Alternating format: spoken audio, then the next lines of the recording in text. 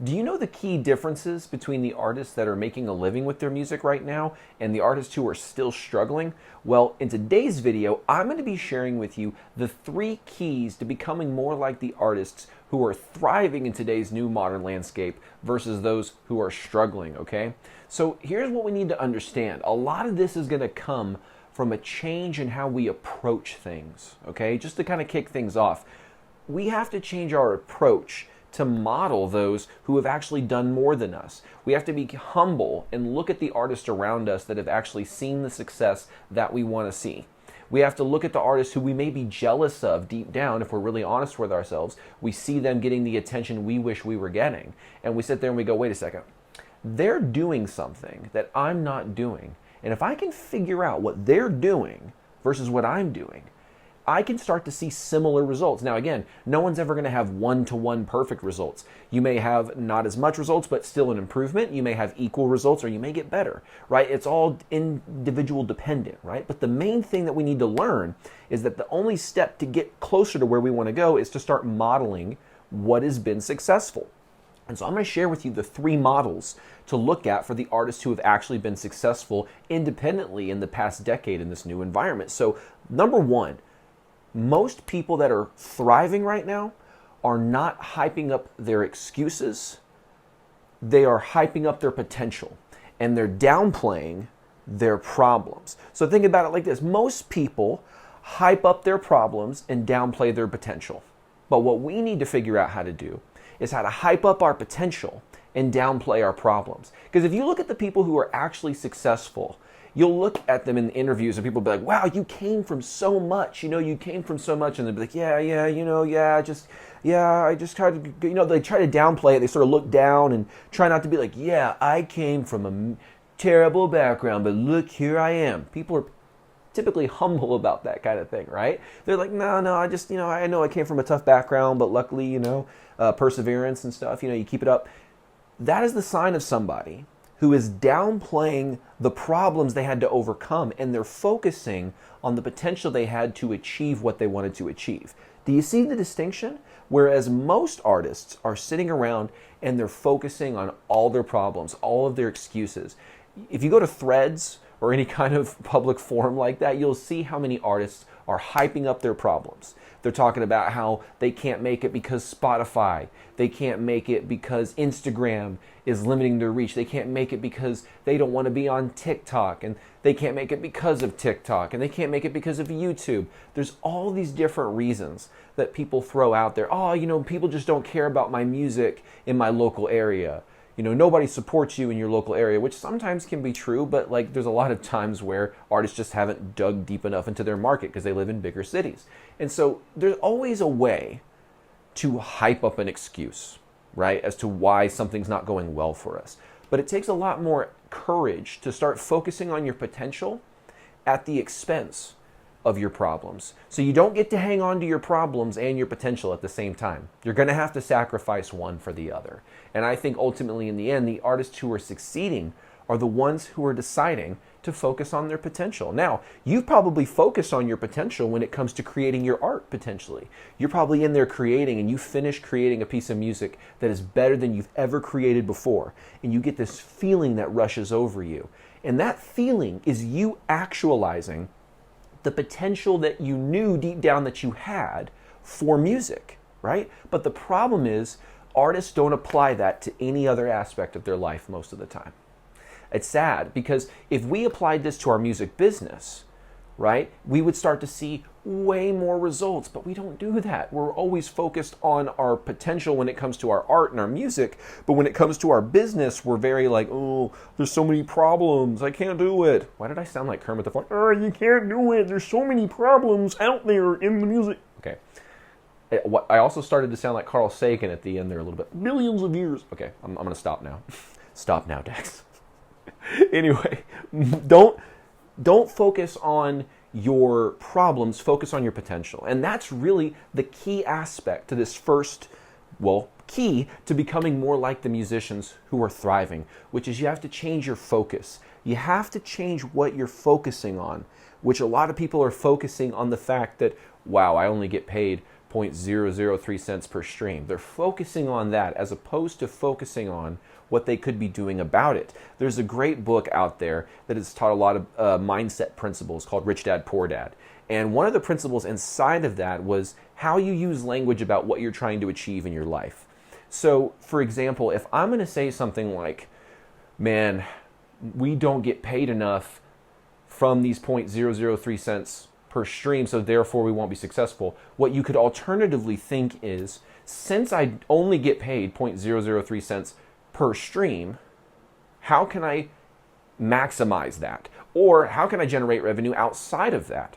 There's a couple different ways of going about it, but that mindset is focusing on the opportunity as opposed to the opposition, right? And so I hope you understand now that you're getting closer and closer to becoming more like a successful musician when you start to focus on your potential, not just in your art, but in your business as well. You have to believe in your ability to reach people. You have to believe in your ability to create content. Now, we've also talked about different strategies to create the best content that attracts different people. Those are in different videos. After you're done watching this one, go check out those videos. But what you need to understand is that you need to be inching towards this desired state of being a professional, right? Because that's what most of us are trying to do. We're trying to become the most professional musicians that we can so that we can make a living from our music. And this is how you start moving closer and closer. Now, the second key to keep moving you towards that goal is thick skin versus thin skin.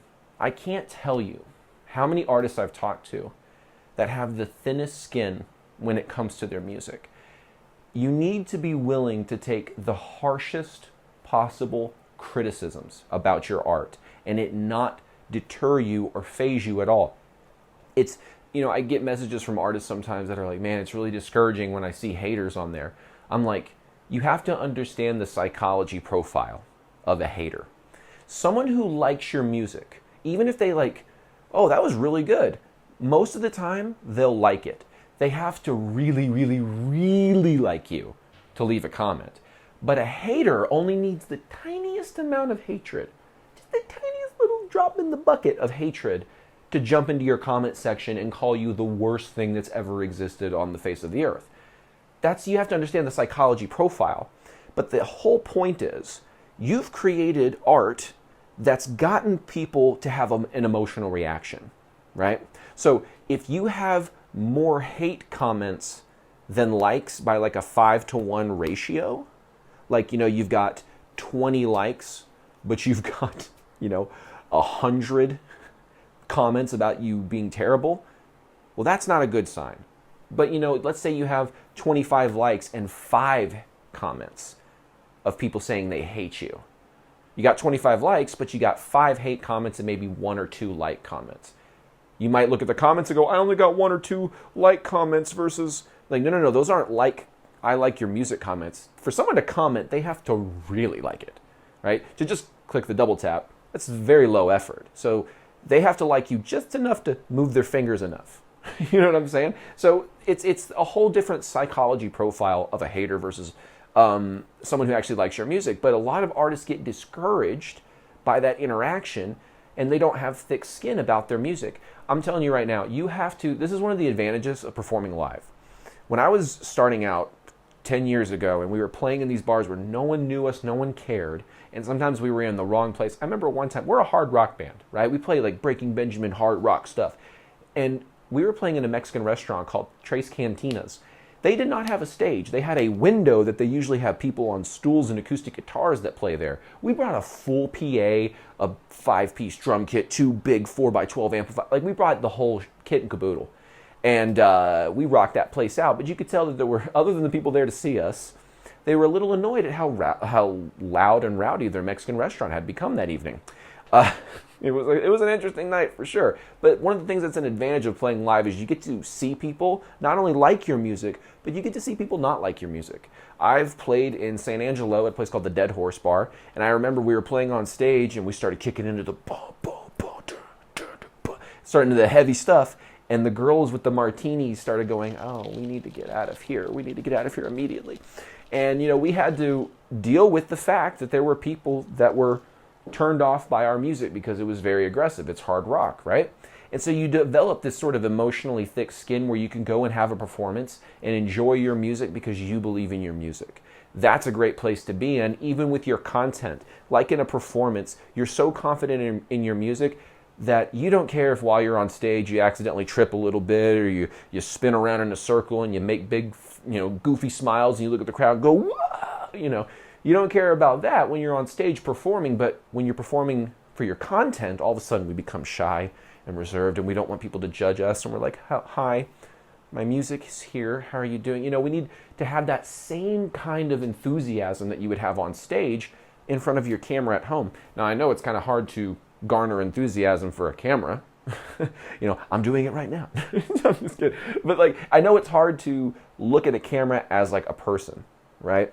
It's actually very easy for me. I'm great at talking to myself, so I have an advantage. No, but if you're not good at talking to yourself, you may be like, Dax, that's uncomfortable. I don't know how to feel in front of a camera. Well, how would you feel if you were performing in front of an audience?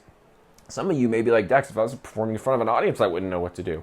Well, what you should do is make sure to breathe, relax, be yourself, act like you're about to send this video to your best friend in the world. One who you can be your goofy self with and know that they completely understand. Right? Those videos that you wouldn't send to anybody else in your contact list, but you get that one goofy video, the video where the camera's right up under your chin, and so you get like super mega chin or whatever. You send that video to that person. Pretend whenever you create your content like you're creating content for that person, right? Because you'll be your authentic, true self, and that is what actually cuts through in today's world, right? And you know what it takes to be your authentic self? You know what? This is kind of counterintuitive, but to be your authentic self, you have to have thick skin, because to be your authentic self is actually a lot harder than a lot of people make it seem like. There's a lot of societal pressures for you to not be yourself and to be like how everybody else wants you to be. But if we actually want to be authentic artists that cut through the noise of today and all the modern stuff that we have to deal with, being authentic should be high up on the priority list, okay? So you have to be able to change your emotions. Right? You have to change your emotions. Think about it. We've changed our focus, focusing on our potential as opposed to our problems. Now we have to change our emotions. We have to be thick skin versus thin skin, because that's how we become authentic. And people see right through BS. And so when you're your authentic self, you're going to resonate with the dream fans that actually will be most receptive to enjoy your music, right? Now, there's one final key that I want to talk about in today's video, which is consistency versus contingency. Now, most people are like, Dax, what does contingency mean? What are you talking about?